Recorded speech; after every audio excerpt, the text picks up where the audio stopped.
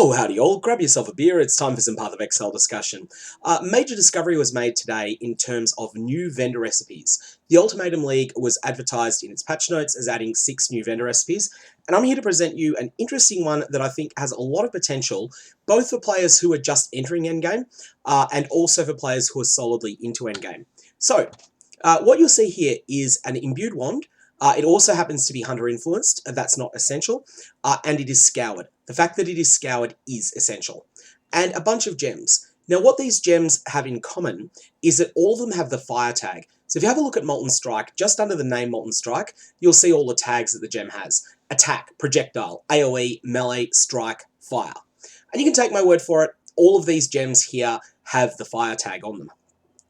Also, their quality adds up to exactly 40%.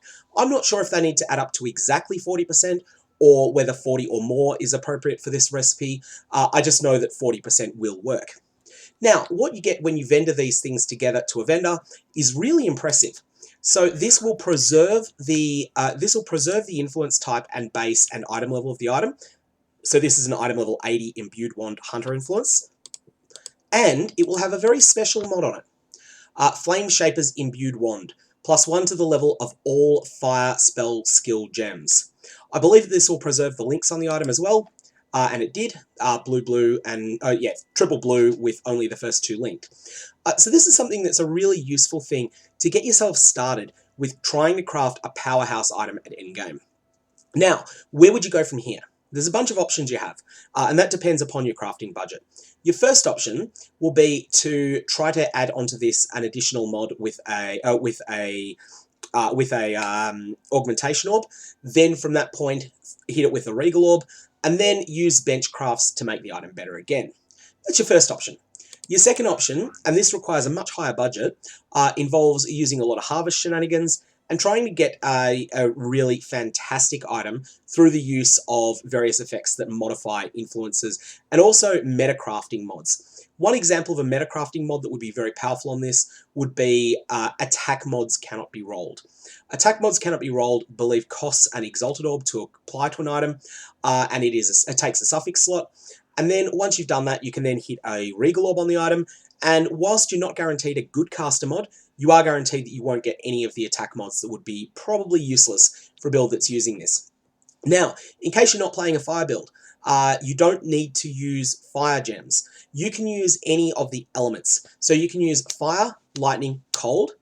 You can also use physical and chaos. However, minion players, this is not your day. There is no known version of this yet that will apply the Convoking Wand exclusive +1 to the level of minion skill gems mod.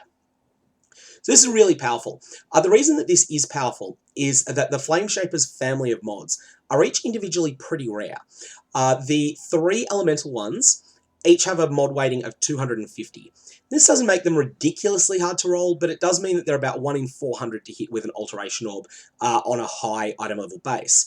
And that only goes down further once you start factoring in influence mods. Additionally, if you were to then do this with a,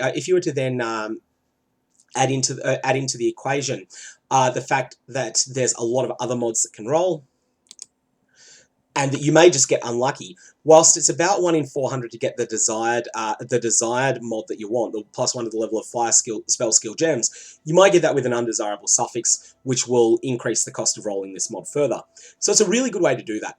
Lastly, the thing I really like about this is it's just a use for endgame quality gems and gem cutter prisms that didn't really exist in previous leagues.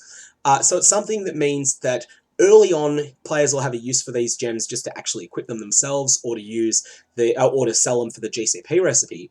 But later on, finding quality gems is no longer just a waste of time. You'll pick them up, and when you've got a whole bunch of them, then you can do a big crafting session where you go, okay, let's grab all the chaos gems out. Let's grab a carefully chosen base for chaos skill gems. So that might be a Hunter influence wand, it might be a Redeemer influence wand, it might be an Elder influence wand, and then recycle this recipe a number of times, each time applying an augmentation orb, or using metacrafting mods, then hitting a regal orb, and then using more powerful crafting methods to try to finish things off.